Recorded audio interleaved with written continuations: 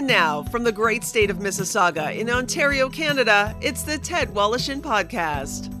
Brought to you by Tom's Place. For the finest in men's fashion, Tom's Place will suit you. And ETP Canada, providing estate administration with ease. ETP Canada. And now, here's Ted.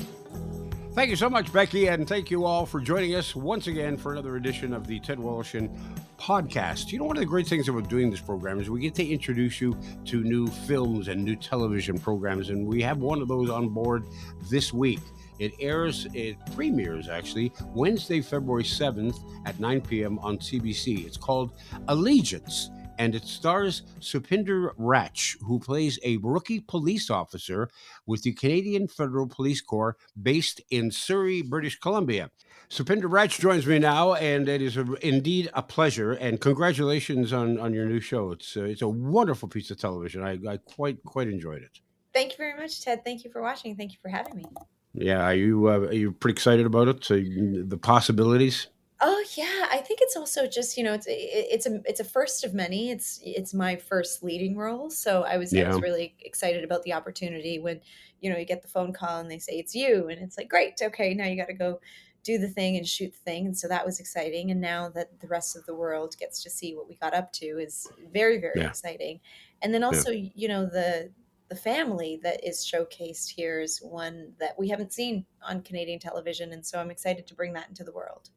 That's true. And you know what? We're going to get to that in a second, but I want people to know a little bit more about yourself. You're originally born in India, right? Yeah, in Chandigarh. Yeah, I moved here when I was 4. Mm-hmm. Of course, that's kind of redundant when you say originally born. You can only be born. You can't really be originally, as opposed to the second time I was born. That's right. When you were born again. When I was born again. And you came here at the age of 4. Did you say? I did, yeah. And when you say here, is it Toronto? Scarborough. We moved to Scarborough first, and then eventually a bit further west over to Rexdale. You have quite the accomplishment in terms of your schooling, your educational accomplishment. You graduated from the Canadian Film Centre Actors Conservatory. Yeah. You have a bachelor's degree in communications from Ottawa University. Yeah. And you went to Sheridan College as well for their advanced film and television program. Yeah, I really needed a lot of help in the beginning. Yeah. At what age did you realize that this is a profession that you would like? Because, I mean, as a little girl, you may have said, yeah, I'd like to be an actress, just like little boys like to be actors and firefighters and all these things. But I'm talking about when, as a mature individual, when did you realize that this was something you seriously wanted to take upon yourself and you could accomplish? You know what? I never really knew that I knew that I wanted it, but I never really knew that I could accomplish it. But I will say I probably had a strong sense of what I wanted to do in and around high school. I tried to find as many opportunities as I could to pursue this career. And, you bring up the schooling, and I think that part of why there's so much school is because I kind of danced around it for a while, and I didn't really know how to tell my parents that this was the thing that I wanted to do. And so, coming from a South Asian household, one thing that they really valued was education. Yeah. And so it started with, I went to university. I went into communications because communications was related to media. And then I went a step further and went to film school because that was even closer to the film industry. And then eventually I went to the CFC to study acting in particular. So I kind of just kept inching closer and closer towards the thing that I knew that I wanted to do. So there was no, what high school did you attend, by the way, in Scarborough? I did not attend high school in Etobicoke. I attended high school in Scarborough? Nope, in Mississauga. That's where I'm from. Oh, I went to a private school called Mentor College in Port Credit. Mm-hmm. And so that is where I did my schooling, because at the time when we were growing up in Rexdale, the high school that we would have attended would have been NACI, which is North Albion Collegiate Institute. Mm-hmm. And it was, it wasn't the safest of places to go to school then. And it was really, myself and my sister sort of had the wherewithal that we campaigned to my parents. Usually it's the other way around, where the parents are like, you're going to private school. And we were just like, oh, we've seen the neighborhood. you don't go to these schools, we do, and please put us in private school. And so we convinced them to. Was there a drama program You know what or a there drama was? Yeah. club? Yeah, there was a drama program, but I could not pay them to cast me. They every time I auditioned, and I should go back now. Fools. Fools. Yeah. Yeah, Yeah, you should go back now and just rub it in their I face. really should. Yeah, yeah, Yeah. yeah. They didn't see the talent then, Ted. But who knows if it was there or not. So I can't. How difficult was it to get into the Canadian Film Centre's acting conservatory? It's a selective program. There's about Mm-hmm. 8 people that get accepted into that program. And I think that what I had at the time is I had done the first season of a little series called Guidestones. But Guidestones, I think Right. at that point won an international Emmy. And so the series carried a lot of weight. And was known in the community. And so when I put my materials together, I think it was definitely one of the things that I leveraged in order to put that application together. Did you win an award for your work in Guidestones? I did. I won a Canadian Screen Award for Yeah. that show. Yeah. Well, you very, very humbly neglected to mention that. It was funny when we were doing press for this. Rico got asked the question of, what is it like to work with a Canadian Screen Award winner? And I got the same question because he's got a couple of them as well. Mm-hmm. And he was like, "Well, I didn't know she was a Canadian Screen Award winner." And I said, "Oh, of course I knew he was." But I think that it's nice to be recognized by your peers, and it's a peer-led jury. And so it was a nice life affirming moment for me when that happened. Yeah. And the experience at the film center, that must have been quite quite outstanding. It was fantastic because what they do in the conservatory is that they bring in a lot of working actors, working Mm-hmm. casting directors, working directors. And so what really, because actually hadn't prior to the conservatory, which is an 8-month program, I'd not had a formal training in acting. And so it really helped me build my own toolbox. Like, it wasn't like when you go to theater school and they put you through 4 years of, this is how you have to do it. The thing that was lovely about that program is you had these working actors come in and say, "You don't have to do it like this, but this is what I do. And this is what works for me." And from there, I pulled pieces to put my own toolbox together. Well, that's kind of well, not kind of. That's definitely a unique experience. It's like driving a car for several years and then taking lessons and realizing, oh, is that the way you do it? Yeah, I think it wasn't that I was surprised by the way that other people do it. I think that really what the CFC provides is there's a sense of belonging when you get accepted into a program as prestigious as theirs. And Hmm. so really what it gave me at that point was a level of confidence in myself. And that thing that you had said of like, when did you think you could do this? After I was accepted into the CFC, I saw a bit of more of a future than I had seen for myself prior within this industry. Now, the Canadian Film Center was founded by now the late Norman Jewison. Yeah. Did you had opportunity to work with him, study with him, Um, meet with him? I meet with him certainly, Hmm. and gush about Moonstruck, and Yeah. What a great um, movie. yeah, yeah, it's a perfect movie. And he was lovely, he was kind, he was gracious, and it was, but work with him. I think at that point, I don't think he was directing. He wasn't, Yeah. and so he was just kind of there to support, and it was lovely. Yeah. Did you have his maple syrup? I did not have maple syrup. He used to make maple syrup. I People loved it. I Oh, mean, big time. okay. Yeah. Well, I'll see if I can get the recipe. You find out. Check. Look I at just you. thinking of a Moonstruck. You would have been great in Moonstruck in Cher's role. Maybe.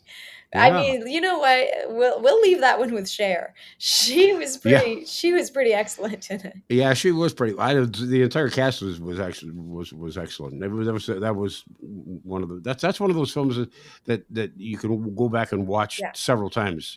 As you age and think, yeah, and you go back and you look at it, and when you get older, when you watch films for the second or third time after some time has passed, sometimes you get a different perspective on it because of your own age, Oh, and you yeah, get an something out of it that insight. you didn't the first time. Yeah, I did that with The Sopranos.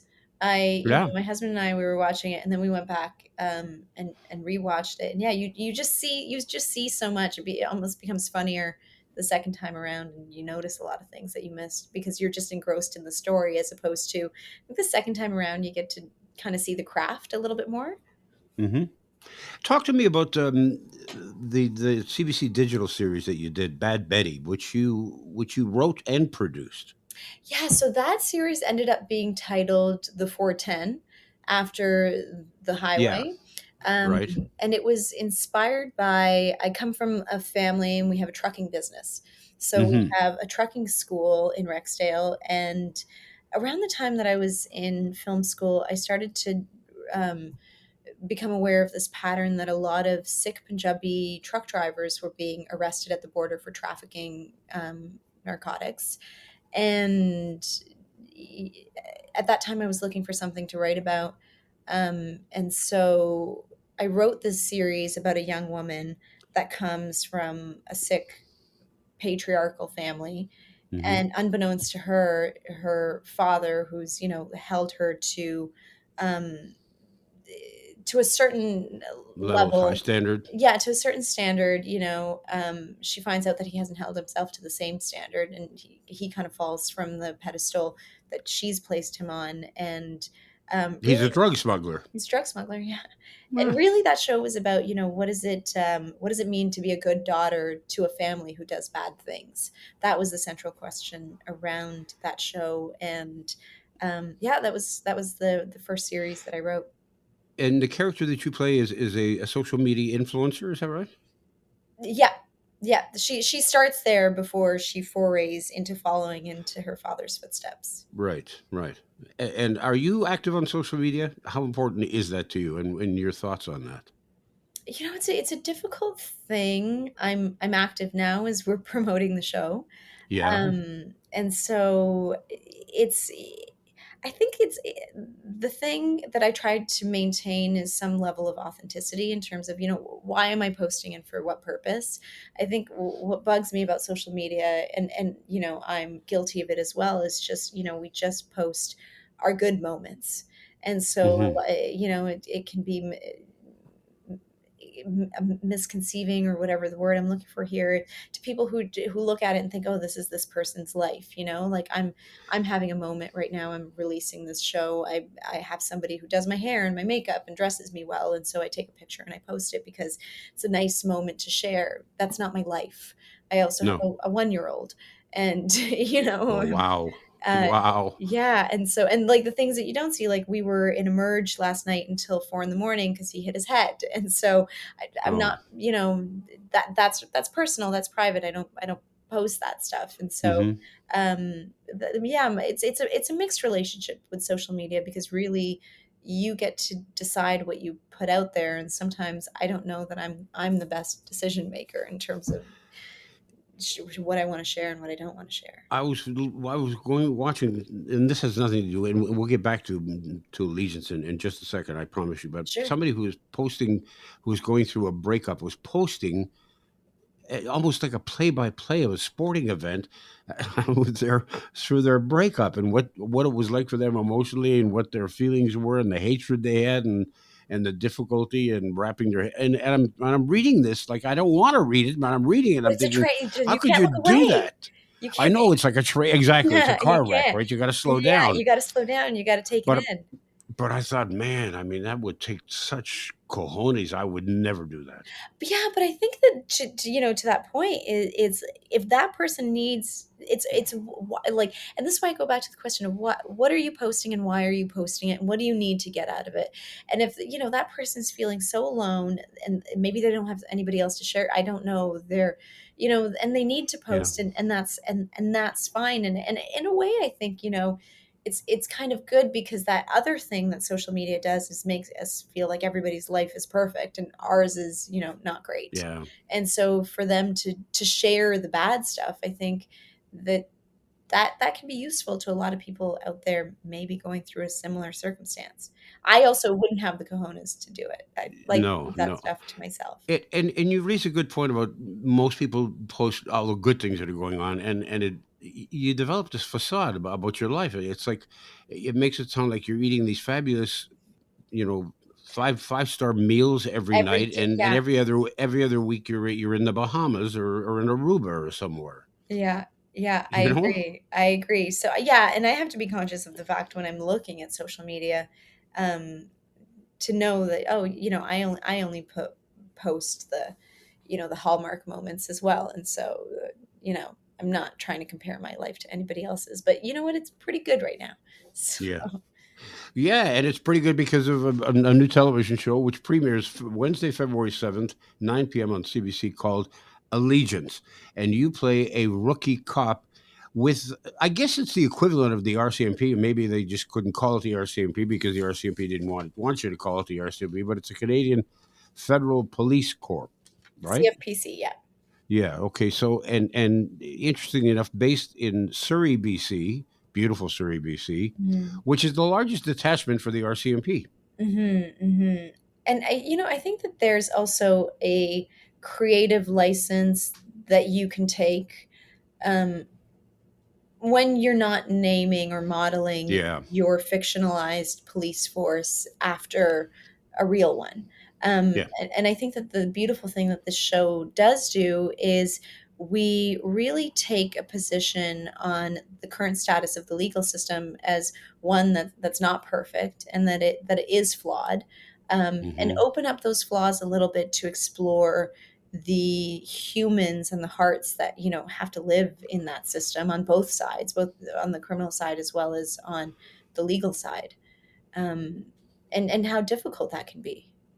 Well, you're dealing here with a situation where, first of all, you're a woman in a man's world, Hmm. in the police world, and you're South Asian, which is you're a minority. So, I mean, it's kind of like the old, well, there's two strikes against you. Hmm. Good luck on the gig, right? And this is something that is being currently. I mean, the RCMP have been investigated. Other police forces have been investigated for sexism, for racism.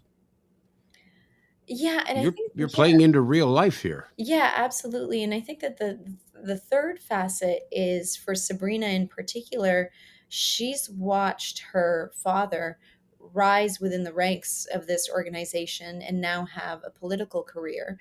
And Yeah. so for her, He's a federal minister of public safety. yes, Your father on the program. yes, yes, Yeah. and then and also has a history in terms of serving as a police officer, and the family has a history of service tied Yep. to, back when the sick soldiers served in World War II. And so, to be of service for this family, it's a matter of pride and a matter of legacy that Sabrina's carrying. And so the inciting incident of the series is that her father is charged with treason. Yeah. So it's not just that she's a woman, it's not just that she's a minority woman and there's sexism and racism at play, but then there's also this personal attack that's happening to her Yeah. family that's kind of a culmination of both things.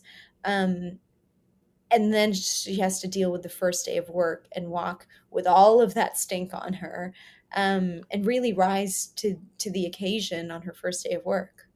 Ted Woloshyn returns in a moment. I've had the great fortune to say that I've been associated with one of Toronto's finest names in men's clothing for more than 25 years. Tom's Place. Founded by Tom Mahalick's father in 1958, Tom's Place offers brand name men's apparel at unbeatable prices. But more than that, they boast a long serving, knowledgeable, and friendly staff that can assist you whether you're looking for casual or formal attire. And they have plenty of first class tailors on site.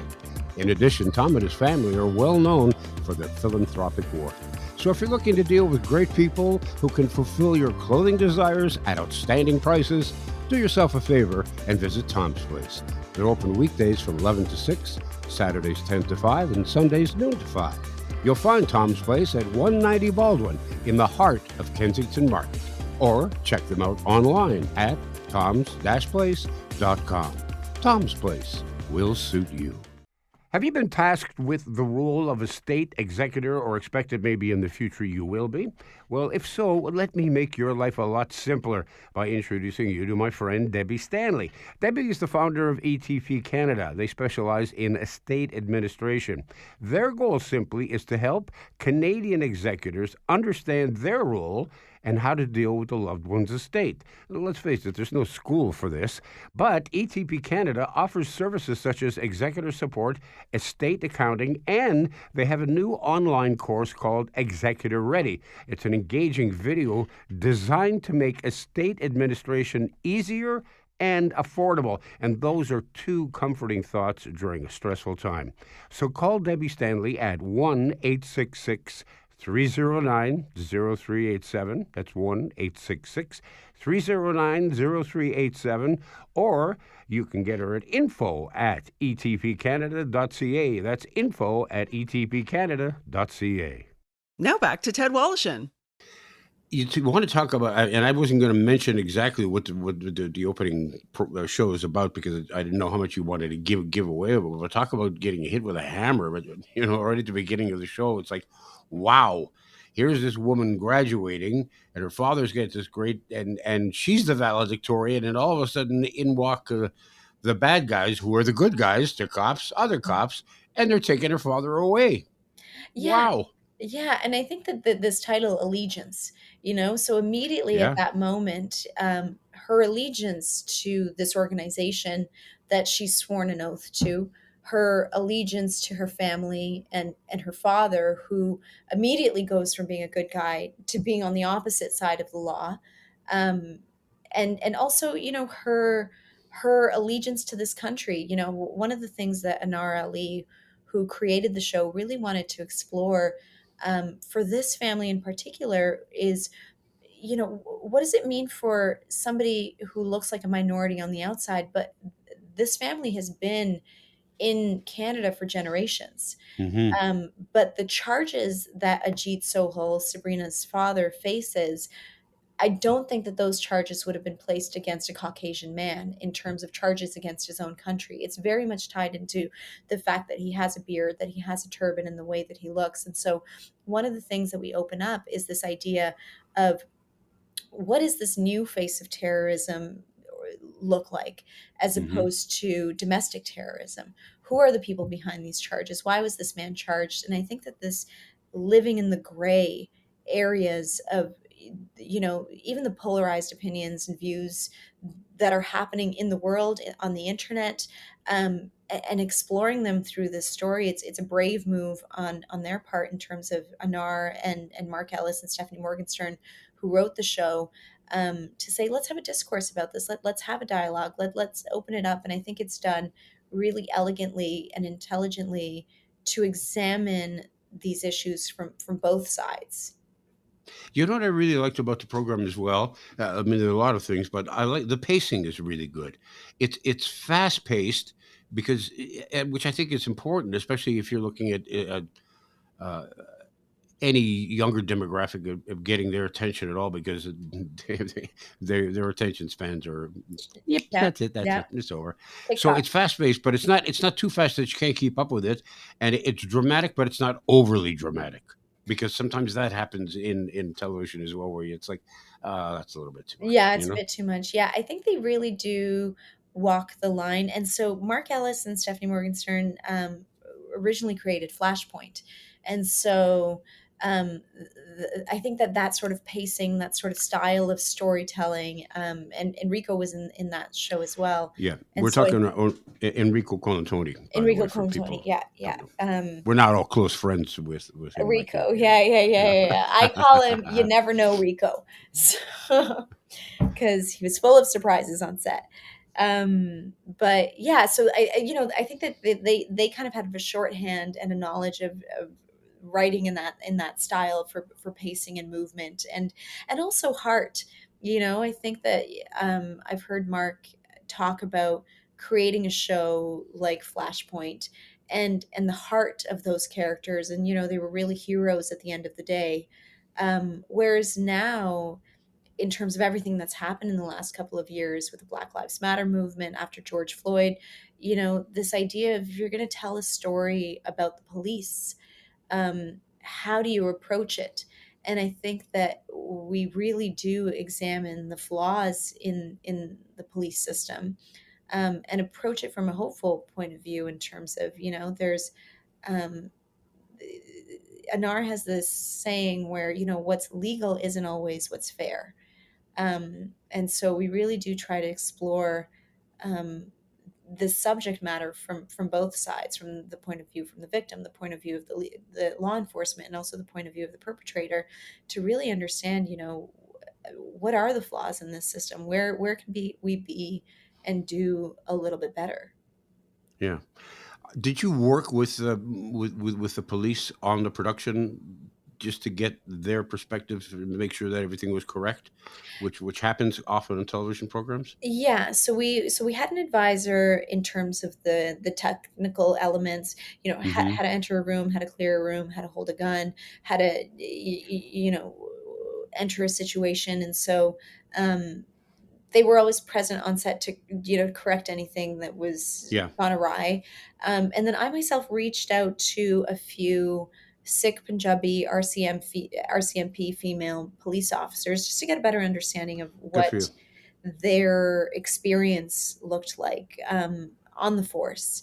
And I think that the thing that I really went away with is, it's a hard job. It Yeah. is, especially for RCMP, where sometimes they're put into stations where, rural Canada, they're away from their families. Like, it can be a really taxing career. Yeah, absolutely. And I'll tell you, I'm glad that you answered in the affirmative that you did work with the law enforcement individuals, because I talk to people who are cops and they'll sit and they'll say to you, man, there's nothing worse that I hate than sitting there watching a cop show and they blow it completely. And they coming back with DNA results in like 35 minutes and and busting guys in ways that there's no way you would ever do, right? So you got to be careful, because people and social media will kill you on that kind of stuff. Yeah, but you know what? Just in terms of a bit of a counter to that, Ted, because Rico, who's played a police officer on a show that was well Yeah. loved by many officers and people on the police force, Flashpoint. Um, what I've heard him say several times is, what cop shows have in common with real life policing? Nothing. That we are literally creating science fiction, because if those police officers were to watch a show that really depicted what they did, it would be boring Yeah. because Well, it of course, takes of so course. long. So you're dealing with time issues and stuff. But I think that what we do a good job of getting to with these characters is the heart of these people that are struggling to do better in a system that sometimes supports them and sometimes doesn't support them. And Hmm. so if we, for all the things that we might get wrong in this show, if the results came, but those things happen in a dramatized version of reality. But what I think we've really tried to get right is that these characters really do love what they do, care about what they do, care about the world that they live in, and are hoping to create some kind of change. And that's why they do the job that they do. And I think for a lot of people that work in service, I think that is accurate. How do you think the Indian community will take to the program? Do you know what? I think they'll like it. I Yeah. think they'll like it. I think that there's a sense of affirmation of seeing yourself and your community represented. And for me, I think it was, when Stephen Lobo first came out and he had the beard and he had the turban and he spoke so eloquently, and he talks about legacy. The legacy of this family, and the actual history of six soldiers serving the Queen, and our history here in Canada. Eh, We've never seen this before, and I think it's really, um, for me, anyways. Like I really do hope that people find a sense of belonging here through seeing Yeah. themselves represented. Well, I think in general people will enjoy the program. I think it's extremely well done. You've got a great cast.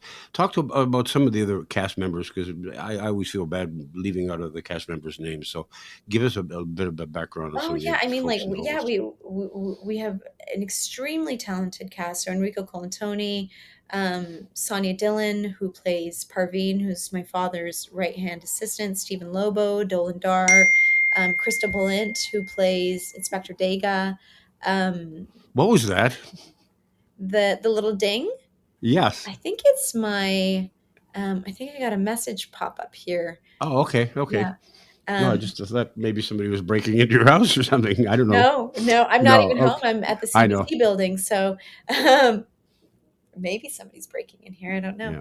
Yeah. Um, So you go ahead. Sorry. Yeah, you were so saying. we had a very, very lovely, talented cast. And the thing that's beautiful is that it really is, as much as I lead the show, it really is an ensemble. Like it Mm-hmm. really is well balanced, and that there's two families in the show. One is the family that's portrayed by Stephen Lobo and Dolan Dar, who plays my younger brother. But then there's also and Brian Markinson. Who can forget Brian Markinson? He's in everything. And then you have the police family, which Yeah. is in a way Sabrina loses her father when this catastrophic event happens, and then she finds this training officer in Enrico Colantoni, and Yeah. he becomes like a father figure to her when she needs it most. And so it's really a beautiful story between them as well.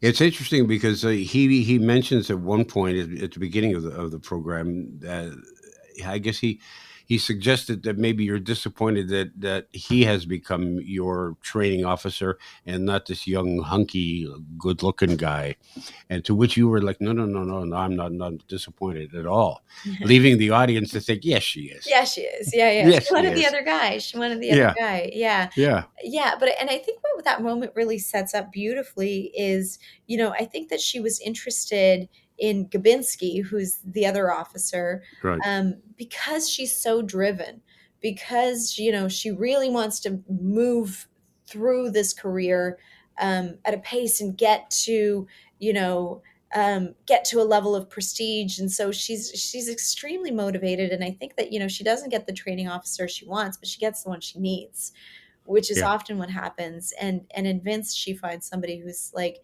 hey, slow it down, be a little bit more thoughtful. And I think over the longevity of Sabrina's career, those lessons are going to serve her way more. And is he the practical joker on set? No, actually, I was. Ah, I was, and poor Rico, I got him a couple of times. I got because him. every set has one, don't they? Yeah, and I inadvertently fell into it. It's not usually my role, but you know what? The subject matter that we were dealing with was pretty heavy at times, and I Yeah. find that the only way to balance that is to have levity when you're not between action and cut. And Hmm. so, yeah, we had a couple whoopee cushions. If you ever talk to Rico, you can ask him about the time I locked him in a porta potty. Very nice. Very nicely done. Yep. Yes. Yes. We had, So that's what they taught you at the Canadian Film Center, huh? yeah, yeah. You gotta learn how to balance things out. Yeah. And so, Well, it's yeah, good. It's good. And again, let's suggest to people that they tune in and at least give it a chance. I think that you will enjoy it. It's Wednesday, February 7th is the premiere of Allegiance at 9 p.m. on CBC. And you did 10 shows, I believe? we did 10 episodes. Yeah. You did 10 episodes. It's not like the old days where you used to do like 26 and stuff, right? Yeah, I haven't seen one of those orders in a while. I was on a show No, I don't think they're around anymore. Yeah, yeah. Yeah, You know what? 10 was good. 10 was good. yeah, I think the days are long and the shoots can be hard. And I think, because 22 episodes, it would take you all year to shoot that yeah, series. And it's right now for me anyways, having a baby at home, it's nice to have a bit of a break. yeah. Well, your baby will have something to watch later on. I can't wait. I can't wait. Yeah. Listen, I want to thank you very much for taking the time. I know you've been really busy doing interviews left, right, and center to promote the program, and I wish you all the best and good luck to you. Ted, thank you so much. Thank you so much. It's Thank you been for my having us, pleasure. and thank you for putting the show on. I'll enjoy watching it. It's been my pleasure. Take care. Well, that'll do it for yet another week. Thank you all for being here. Thank you to Becky. Thank you to Paul Gatt. And don't forget to drop by our website, www.tedwoloshin, WOLOSHYN, and leave your comments and your thoughts and your questions with us. And in the meantime, while you're online, don't forget to fill out your organ and tissue donation card. You could change or even save a life. In the meantime, have a great week. The Ted Woloshyn Podcast has been brought to you by Tom's Place. For the finest in men's clothing at unbeatable prices, it's Tom's Place at 190 Baldwin in the heart of Kensington Market. Tom's Place will suit you. And ETP Canada, providing estate administration with ease. The Ted Woloshyn Podcast is produced by me, Becky Coles. Technical production by Paul Gatt. Music by Bike Thieves. For more information on this podcast and our sponsors, and to talk to Ted, go to www.tedwoloshyn.ca.